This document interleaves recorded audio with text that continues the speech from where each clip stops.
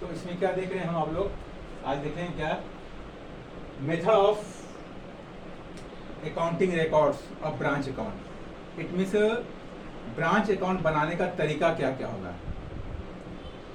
हम जो branch account बनाते हैं in the books of head office, मुख्य कार्यालय के पुस्तकों में शाखाओं के वित्तीय स्थिति की जानकारी प्राप्त करने के उद्देश्य से, शाखाओं के द्वारा प्राप्त लाभ हानि की स्पष्ट जानकारी प्राप्त करने के उद्देश्य से मुख्य कार्यालय के द्वारा जो खाता बनाया जाता है उसका क्या तरीका है। फर्स्ट ऑफ ऑल उसको हम 4 पार्ट में बांटते हैं। पहला क्या है, सिंपल मेथड और डेप्टर्स मेथड। सिंपल मेथड को ही डेटर मेथड कहते हैं, ये सबसे ज्यादा पॉपुलर है। सिंपल मेथड और डेटर मेथड ये मुख्य रूप से आप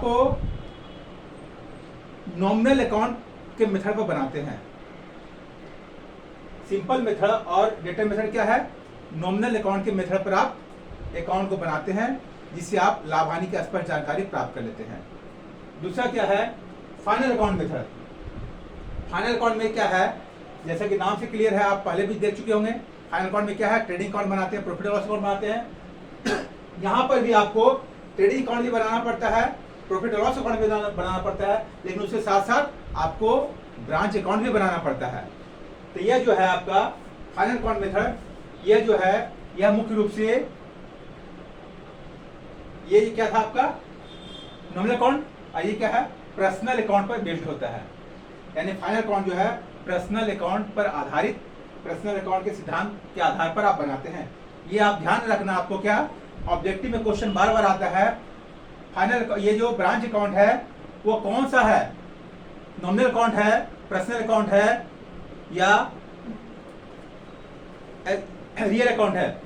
तो यदि सिंपल मेथड से बनाते हैं तो ये नॉमिनल अकाउंट पर आता है, यदि आप फाइनल अकाउंट मेथड से बनाते हैं तो ये क्या होता है, आपका पर्सनल अकाउंट होता है। दोनों से आप लाभ हानि निकालते हैं। बनाते समय आपको कंफ्यूजन में इसलिए नहीं होना चाहिए कि जैसा आपके पास इंफॉर्मेशन दिया जाता है उसी इंफॉर्मेशन के अकॉर्डिंग आप बनाते हैं। यह डिसीजन लेने के लिए आपको बहुत ज़्यादा दिमाग लगाने की आवश्यकता इसलिए नहीं होती है कि ये क्वेश्चन में मेंशन होता है आपको क्या बनाना है। यदि क्वेश्चन में मेंशन है कि आपको ट्रेडिंग एंड पीयर अकाउंट बनाना है, जाहिर सी बात है आपको फाइनल अकाउंट मेथड बनाना है। यदि आपको स्विप कर रहा है कि ब्रांच अकाउंट बनाना है या प्रॉफिट लॉस अकाउंट को फाइनल करना है तो आप सिंपल मेथड बनाएंगे। तीसरा क्या होता है, स्टॉक डेटर्स सिस्टम। इसमें क्या है, यह बहुत पॉपुलर नहीं है। इसके अंदर आपको 7 से 8 अकाउंट बनाना पड़ता है। ब्रांच अकाउंट बनाते हैं, good send to branch account बनाते हैं, कैश अकाउंट बनाते हैं, स्टॉक अकाउंट बनाते हैं, डिफरेंट अकाउंट को बनाना पड़ता है, इसलिए पॉपुलर नहीं है। जबकि होलसेल ब्रांच सिस्टम क्या है, यह मुख्य रूप से होलसेल के लिए बनाया जाता है, इसलिए यह भी पॉपुलर नहीं है। तो मुख्य रूप से आप ये 2 पर फोकस करते हैं। कौन कौन, सिंपल सिस्टम या डेटा सिस्टम, दूसरा क्या है फाइनल अकाउंट सिस्टम। अब इसमें आपको ध्यान देना होगा, सिंपल सिस्टम जो है ना, इसमें ध्यान क्या देना है, इस यहाँ भी 2 होता है, कॉस्ट प्राइस और इनवॉइस प्राइस। ये आपको पहले बताए थे। कॉस्ट प्राइस जब वो हेड ऑफिस के द्वारा माल जो है मुख्य कार्यालय के पास कॉस्ट पर भेजा गया हो और इनवॉइस पर भेजा गया हो, दोनों में वहां थोड़ा सा चेंज आएगा।